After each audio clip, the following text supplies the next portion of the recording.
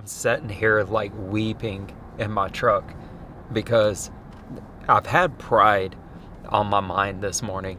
And I was praying to God on my way to work.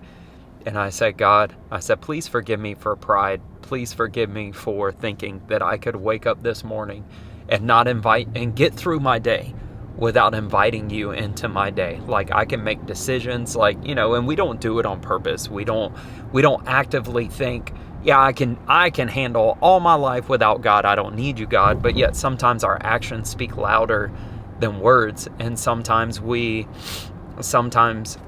wake up and we forget. We're not evil people. We're not terrible people. But sometimes we forget to invite God into our day and tell God, hey, I need you today. And I was repenting for that. I was saying, God, I'm sorry that I woke up today and my first thought wasn't, God, I need you today. If I don't have you, then I can't get through the day. How dare I think that I can make decisions without you and they be good decisions.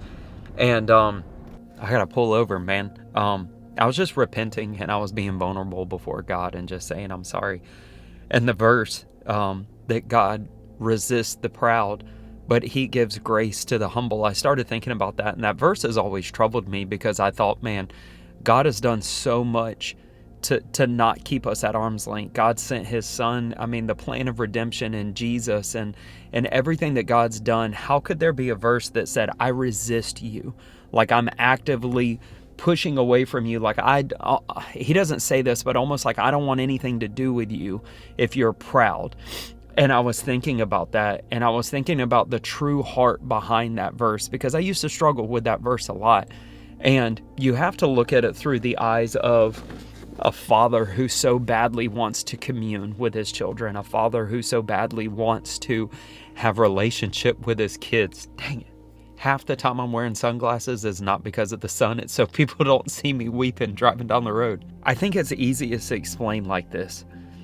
What I was saying, God's desire so long. Can you imagine? Like everything that God did, the plan of redemption, everything that he did just to get his kids back. Like just to wipe away the sin and the death that had plagued his kids, and just to be able to bring his kids back into his presence freely.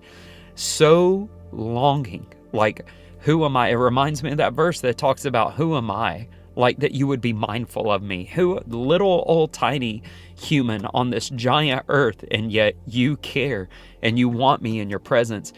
And he so badly wants that. However, there's the relational side of God to where he cannot, I don't know if cannot is the right word, but he will not force you to have relationship with him. He will not force his way into your day. He will not force his way into your thought processes. He is all he's ever looking for, all he's ever waiting for is for us to say, I want you and I need you. And that to me is the best way to describe that verse, that God resists the proud. I don't think that the best way to look at that verse is that God says, I don't want nothing to do with you because you're being prideful and you're gross to me. If sin is under the blood, pride is sin, and that's under the blood.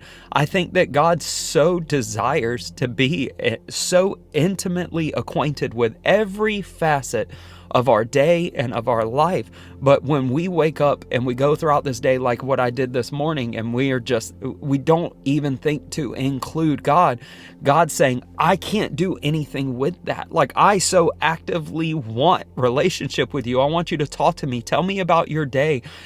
Ask me questions, seek my wisdom. I want that.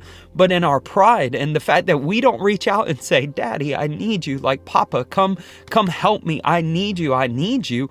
There's this pushing. There's this resistance there. Even though his heart could scream, I want relationship with you, he can't because of our pride. I have got to get going. I think that's going to be my encouragement to you guys today. Even in the little things, even in the small facets of your life. I'm just driving to work, God. Like, just speak to me while I'm driving. God, I'm just doing the menial tasks that I do every day at work that I can do without even thinking about it. Just asking God to have his hand on you, to speak to you, to give you revelations, to to, man, ask God, say, God, what do you have planned for my future? Like, God, show me what you've called me for. Show me what you want me to do. Show me the secret things that you built on the inside of me when you were creating me in my mother's womb. Share with me your dreams for my life. Jesus. I'm done. I quit.